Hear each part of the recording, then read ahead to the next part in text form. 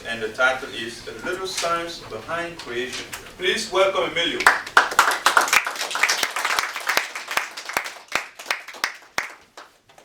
Thank you, Mr. Toastmaster.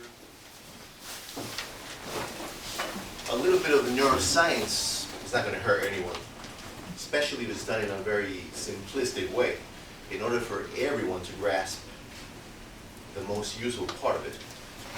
Now, it may be a total waste of your time, or it can become the next very tool for you to go and conquer whatever you're likely thinking about mostly. Fellow Toastmasters and welcome guests, most people understand about the existence of two minds. One, the conscious, and the other one, the subconscious. What most people don't understand is how these work and interact with each other, and even better, help us. So let me begin to explain. Let's say we have the conscious mind here. The conscious mind can handle about 40 bits of information per second, 40 pieces of information, while the subconscious mind can handle about 40 billion bits of information per second. I'm sorry, this is million. 40 million. Isn't that incredible, the amount of information that is coming through us, and we just can channel a very little part. So every one thing that you can catch in less than a second, your subconscious catches a million. So what is happening here? There's obviously something going on from here to here, right? Something that is filtering. It's a filter.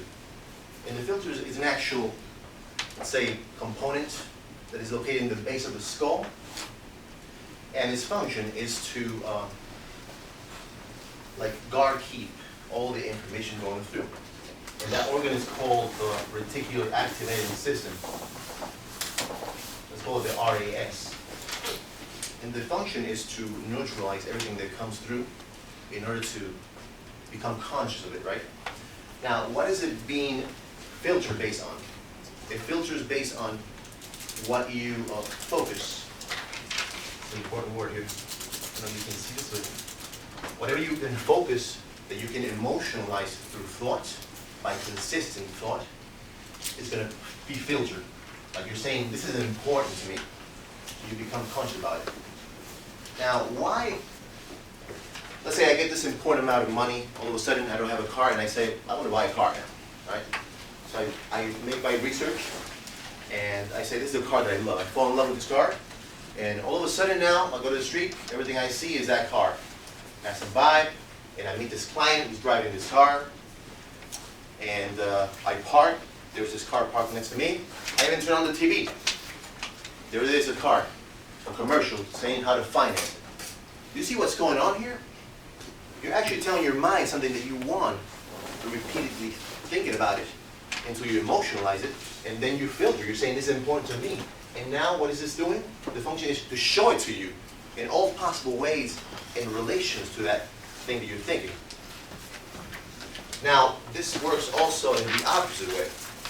If you're always complaining, and you're always thinking about why things are not working out for you, why things are so miserable, why is life against me, and all these negative emotional things, then you're telling your mind also, this is what I need to see. And to be translated into negative circumstances. That's how we create circumstances, actually. By what we filter through our focus, the power of focus. The best part of it is that you have absolute 100% control to choose what you focus on. If you were born with the natural ability, is to control what you can choose what you focus on. Now, I'm going to give you some tips on how you can really control this focus into productivity. For example, one is like visual boards. Everybody knows what visual boards are? Let's say you create these images, you cut from papers or print out, put them in the wall, right? Everything that is related to the things that you really want, that that you really want to conquer, the things that you want to create for yourself, like not only physical things like cars, houses, but things you want to become, like these courses you want to finish or do, the amount of money you want to have precisely. Not I want more money, that tells nothing really. More money could be one more dollar that you found, and you're still asking for more money. You have to be precise, like the size of a screen phone like this. You write statements, for example, put them in the wall, and that's what it does. It suggests your mind of what you really want to filter. Otherwise, we're not filtering anything. You're just filtering. If you don't channel this power of focus, you're going to be creating more of the same kind of circumstance you've been having so far. So you create statements, put them in the wall, and that tells your mind, this is what I want. And second,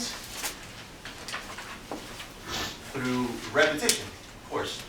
It's natural that an idea comes to your head, and if you don't follow up with the idea, it will go away. But if you consistently think about it and control your thoughts and memorize it and repeat it during the day, what you're going to do is you're going to also tell that this is important to me and this has to happen. And this, ladies and gentlemen, this is how you make the things that you're seeking seek you, like the case of the car. Now I see it everywhere. That's how you do it. I know that most people relate to this example. When you're really obsessed about something, then it becomes something natural in your life. It's being shown to you. And third, by a mental rehearsal. The best way to do this is in the nighttime, when the brain activity is getting to its peak. Like you guys say, the REM state is when you're totally asleep, like the theta state. Then you have the delta state also, you're asleep totally. You can't operate in these. But you can operate in alpha, which is a brain wave that is stronger than when you're awake. But when you're thinking about it, you go to sleep and you play this picture about all the things that you want to do, and then you imagine yourself through it. You create an emotion through these transitions, through this movie of yourself, playing the things that you want in every area. And that's how you can filter it into REM. And once it's in REM, you can filter it and it becomes a part of your everyday life. Life is not really about finding yourself, like they say. Life is really about creating yourself. Why not start right now, controlling what you focus